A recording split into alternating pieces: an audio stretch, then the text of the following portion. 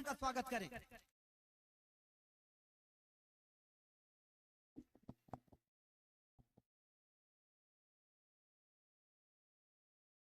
अरे बैठ जाएंगे, चिंता मत करो।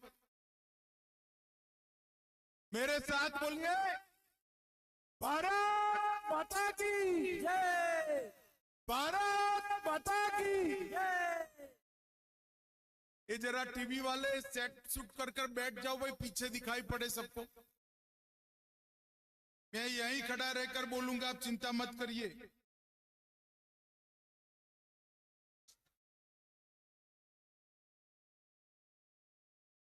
आज कोंडागांव की इस धरती पर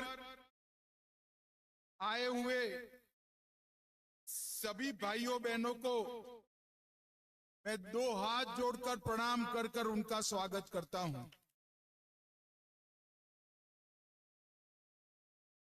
लता बहन का पर्चा डलाना आया था, नीलकंठ का पर्चा डलाने आया था। मुझे लगता था कि भाई कोंडागांव की छोटी सी जगह पर कितनी सभा होगी, मगर जहां तक नजर पड़े लोग ही लोग दिखाई पड़ते हैं। और मैं आज कह कर जाता हूं मेरे दोनों प्रत्याशियों को, मेरा लंबा अनुभव है चुनाव प्रचार का, ये दोनों की दोनों सीटें भारतीय जनता पार्टी प्रचंड विजय के साथ प्राप्त करती है। सबसे पहले छत्तीसगढ़ की इस पावन धरा पर मां दंतेश्वरी के चरणों में मेरा शीश झुकाकर मैं मेरी बात की शुरुआत करता हूं।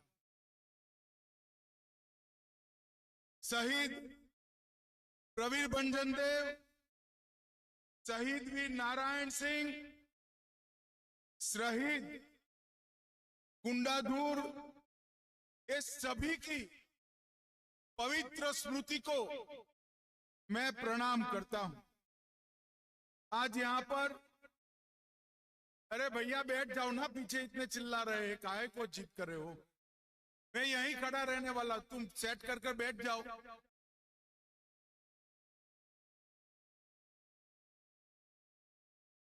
आज यहां पर हमारे जिला अध्यक्ष भाई दीपेश अरोरा जी आए हुए हैं।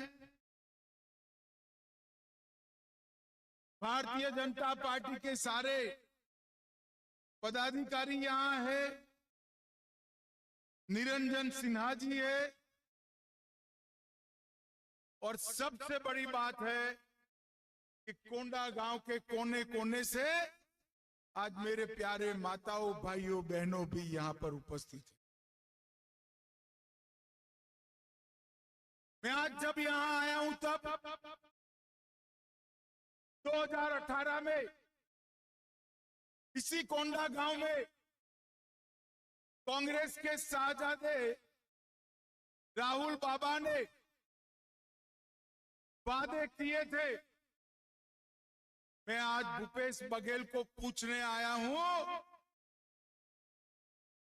गंगा जल की कसम खाकर राहुल गांधी ने जो वादे किए थे, भूपेश बाबू वो वादों का क्या हुआ, आपने क्या किया? उन्होंने कहा था हम बिजली का बिल आधा कर देंगे। कोंडागांव वालों बताओ, बिजली का बिल आधा हुआ है क्या? इन्होंने कहा था बेकारी भत्ता देंगे, मिल रहा है क्या? उन्होंने कहा था प्रॉपर्टी टैक्स 50% घटाएंगे, घटाया है क्या? उन्होंने कहा था 50,000 शिक्षकों की, ट्राइबल शिक्षकों की भर्ती करेंगे, भर्ती हुई है क्या? हर साल 4 गैस के सिलेंडर मुफ्त देने थे, माताओं बहनों बताओ, मुफ्त गैस का सिलेंडर मिला है क्या? उन्होंने कहा था प्रत्येक महिला को महातारी सम्मान योजना के तहत 500 रुपया देंगे। मिला है भाई? जरा जोर से बोलो, मिला है? भूमिहीन परिवारों को हर एक को एक घर देंगे। उन्होंने तो नहीं दिया, मोदी जी ने 11 लाख परिवारों को घर देने का काम नरेंद्र मोदी जी। सिंचाई 2 गुना करनी थी, नहीं कर पाए। अब आपको लगेगा कि इन्होंने तो कुछ नहीं किया है। भाई ऐसा नहीं है। भूपेश जी के खिलाफ इतना अन्याय मत करिए। उन्होंने भी काफी कुछ किया है। क्या किया है जानना चाहते हो आप? जानना चाहते हो? मैं बताता हूं। शराब घोटाला किया, 2000 करोड़ रुपया खाकर दिल्ली के दरबार में भेजा। कोयला परिवहन घोटाला किया, 540 करोड़ रुपया इकट्ठा कर कांग्रेस के दिल्ली के दरबार में भेजा। मोदी जी चावल बेचते हैं, चावल बांटने में हजारों करोड़ का घपला किया। अरे बाकी सब तो छोड़ो, मैंने मेरे जीवन में ऐसा पहला आदमी देखा जिसने गाय के गोबर में गोठान में भी 1300 करोड़ का घपला, पीडीएस का 600 करोड़ का घपला, बच्चों को ऑनलाइन जुआ खिलाया। महादेव ऐप 5000 करोड़ का घपला, आदिवासी और दलित बच्चों की भर्ती में घपला।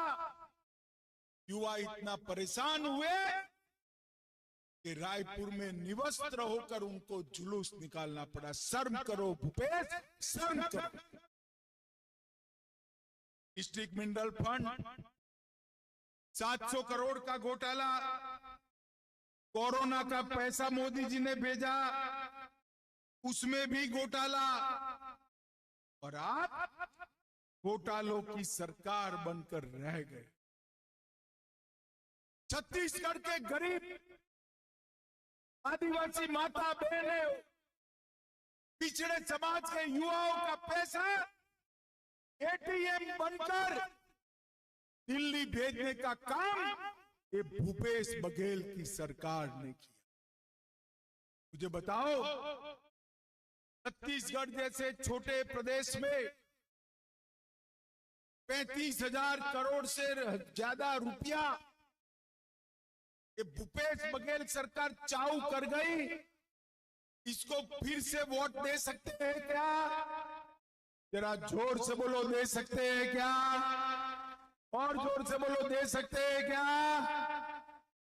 मित्रों, नरेंद्र मोदी सरकार ने छत्तीसगढ़ के लिए विकास का, नरेंद्र मोदी जी ने छत्तीसगढ़ के 38 लाख किसानों को हर साल 6,000 रुपया दिया। 32 लाख गरीबों के घर में नल से जल पहुंचाया। 2 करोड़ गरीब लोगों को 5 लाख तक का स्वास्थ्य का पूरा खर्चा आज नरेंद्र मोदी सरकार उठा रही है। नरेंद्र मोदी सरकार। मेरे सामने इतनी माताएं बहनें बैठी हैं। 38 लाख घरों में शौचालय बनाकर माताओं को सम्मान देने का काम नरेंद्र मोदी सरकार। 2 करोड़ गरीब लोगों को प्रति व्यक्ति प्रति माह 5 किलो चावल मुफ्त में देने का काम किसने किया? जोर से बोलो, किसने किया? नरेंद्र मोदी ने किया। 35 लाख माताओं को गैस का सिलेंडर देने का काम नरेंद्र मोदी जी ने, और इसके साथ साथ 11 लाख लोगों को घर देने का काम भी नरेंद्र मोदी। माताओं, भाइयों, बहनों, कांग्रेस सरकार झूठे वादे करने वाली सरकार। मैं आज यहां से भूपेश बघेल को पूछने कर जाता हूं, भूपेश बघेल, आप में अगर हिम्मत है तो कोंडा गांव आकर इस बात का जवाब दो। 2004 से 2014 तक कांग्रेस की सरकार थी। छत्तीसगढ़ के विकास के लिए आपने कितने पैसे दिए?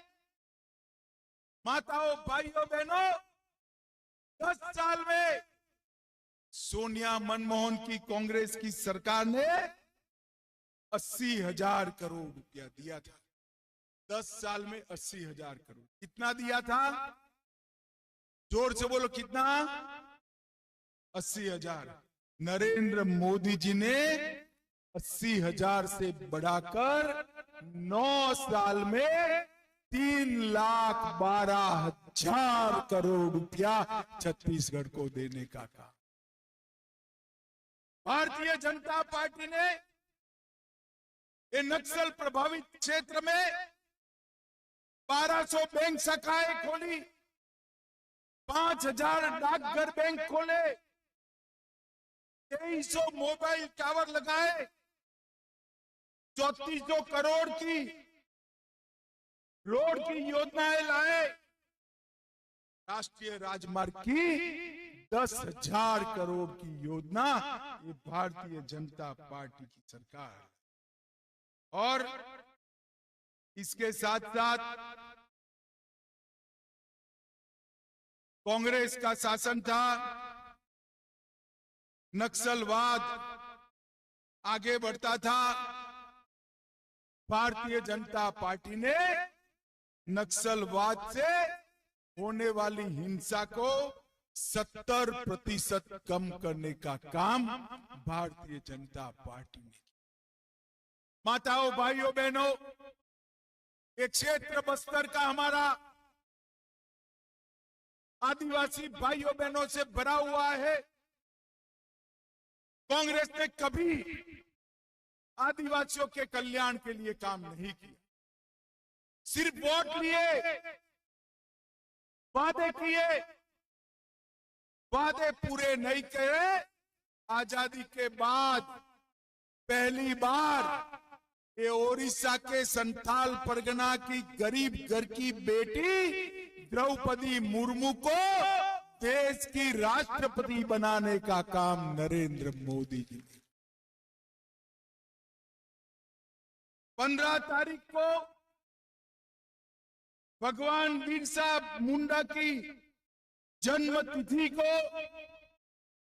आदिवासी गौरव दिन के रूप में मनाकर भगवान बिरसा मुंडा को अमर कर देने का काम नरेंद्र मोदी की।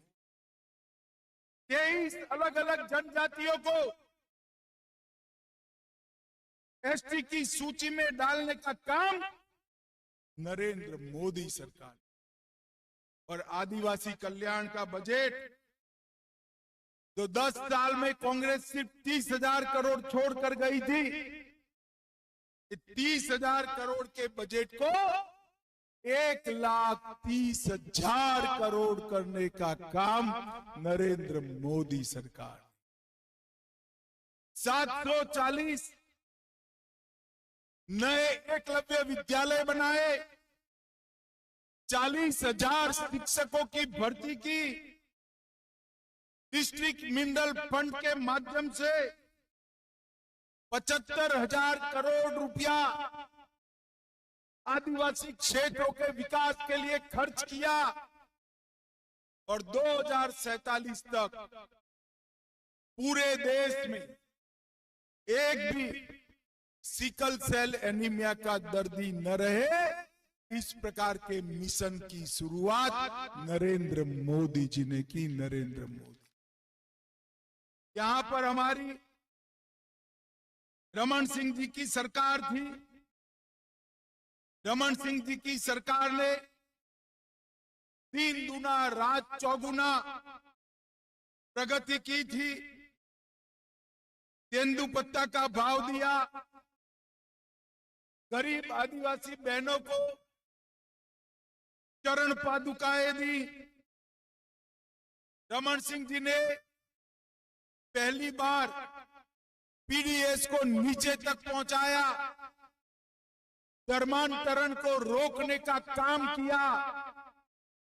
और ये छत्तीसगढ़ सरकार जब कांग्रेस की बनी, तेंदुपत्ता वालों को सबसे कम मुआवजा अगर कभी मिला तो ये छत्तीसगढ़ की सरकार कांग्रेस की बनी तब। मुझे बताओ भाइयों बहनों,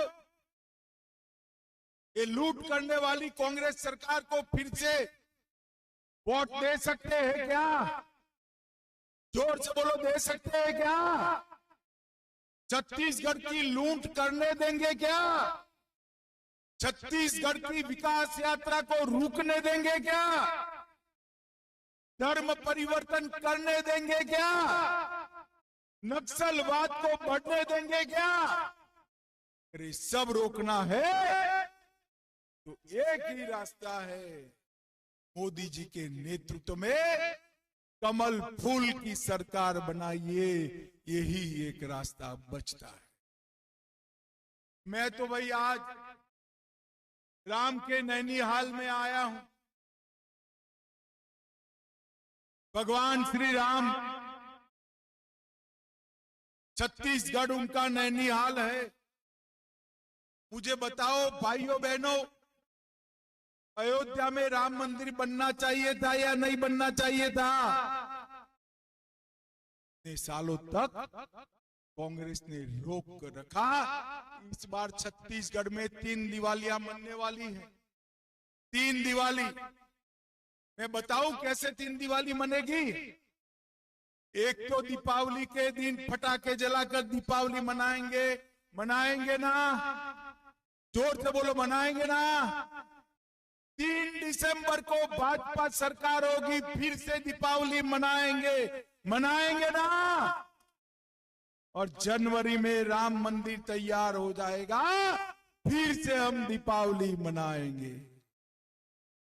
माताओं, भाइयों, बहनों, मोदी जी के नेतृत्व में छत्तीसगढ़ को समृद्ध बनाना, ये लूट खसोट वाली भूपेश बघेल सरकार उखाड़ कर फेंक देनी और फिर से एक बार भारतीय जनता पार्टी की सरकार। अटल जी ने, भाजपा ने छत्तीसगढ़ को बनाने का काम किया था और अब फिर से छत्तीसगढ़ को समृद्ध बनाने का काम आपके आशीर्वाद से भारतीय जनता पार्टी करना चाहती। मुझे बताइए, बहन लता जी आ गई, बहन लता उसेंडी को जिताएंगे क्या? अरे जोर से माता हो तो जोर से बोलो, जिताओगे क्या? कमल के निशान पर बटन दबाओगे? ये नीलकंठ को जिताओगे क्या? कमल के निशान पर बटन दबाओगे? भाजपा सरकार बनाओगे? मोदी जी के हाथ मजबूत करोगे? फिर से एक बार खुशहाल छत्तीसगढ़ बनाएंगे। तो मित्रों, आने वाले चुनाव में फिर से एक बार कमल फूल की सरकार बनाइए। हमारे दोनों प्रत्याशी लता बहन उसेंडी और नीलकंठ, दोनों को प्रचंड बहुमत से जिताकर आपका आशीर्वाद दीजिए। मेरे साथ एक बार बोलिए, भारत माता की, भारत माता की, भारत माता की, वंदे वंदे वंदे। अभी सब बैठेंगे, रैली के रूप में भी यहाँ से जाएंगे।